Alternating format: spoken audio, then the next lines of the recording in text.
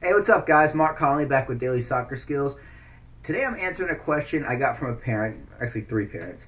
How do I help my kid have a harder shot?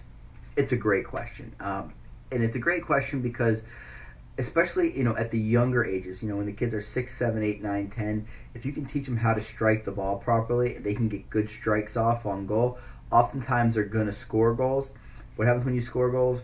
You have more success, more self-confidence, more fun. Soccer all of a sudden is more interesting to you, and you want to spend more time do it. You become a better player. So, while you've got your technique, your ball mastery, all the things that I talked about in my 15-day video training course.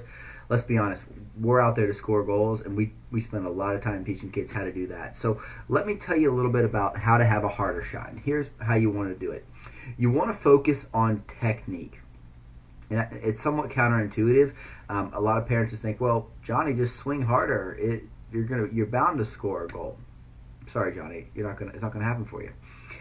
Now, if you swing with the right technique, now you're gonna have some good things going for you. So, what is the right technique? Well, we want to make sure. Again, we got our little hand foot here thing that I'm working with today, and so you lock your ankle by almost trying to tuck your big toe underneath, like kind of like bending the toes like that. That's going to lock the ankle, and then that's going to expose that big toe bone. That's your baseball bat.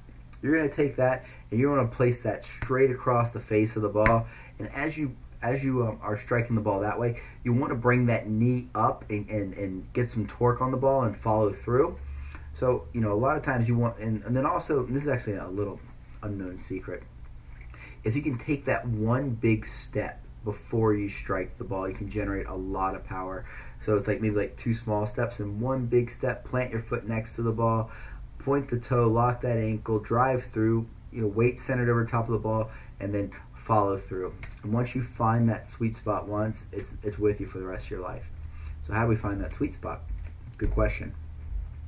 The way I like to teach young players how to find the sweet spot is I start with the ball in the hand, literally like they're going to punt the ball like a goalie from the top of their 12 or 18-yard box, whatever it is they're playing.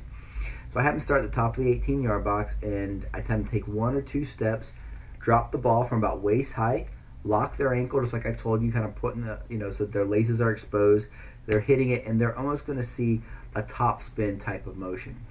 Don't worry about the spin so much right now. What we're working on is them using the right part of the foot. And so when it's in a controlled environment, you're dropping it, and the foot's coming across the face of the ball and making that connection. And you're focusing on that technique. All kinds of good things are going to happen for you. You'll start to see the ball move.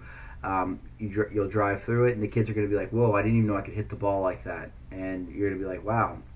You don't have to dig the ball out of the weeds and under pressure. It's in a controlled situation.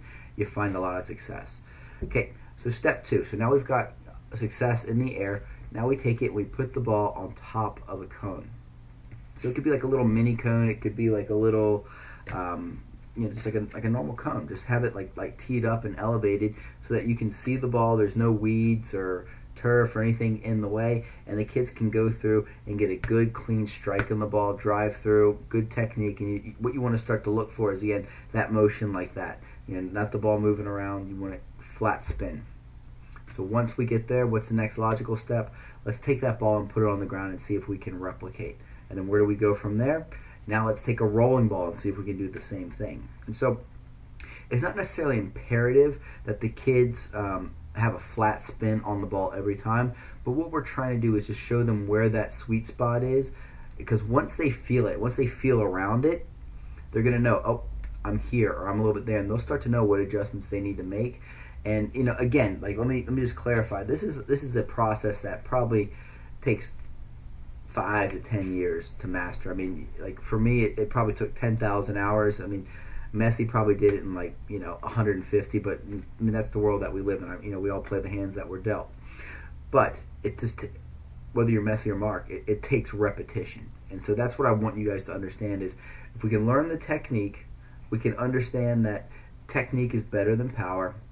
We start to strike the ball, teach the kids that way at a young age.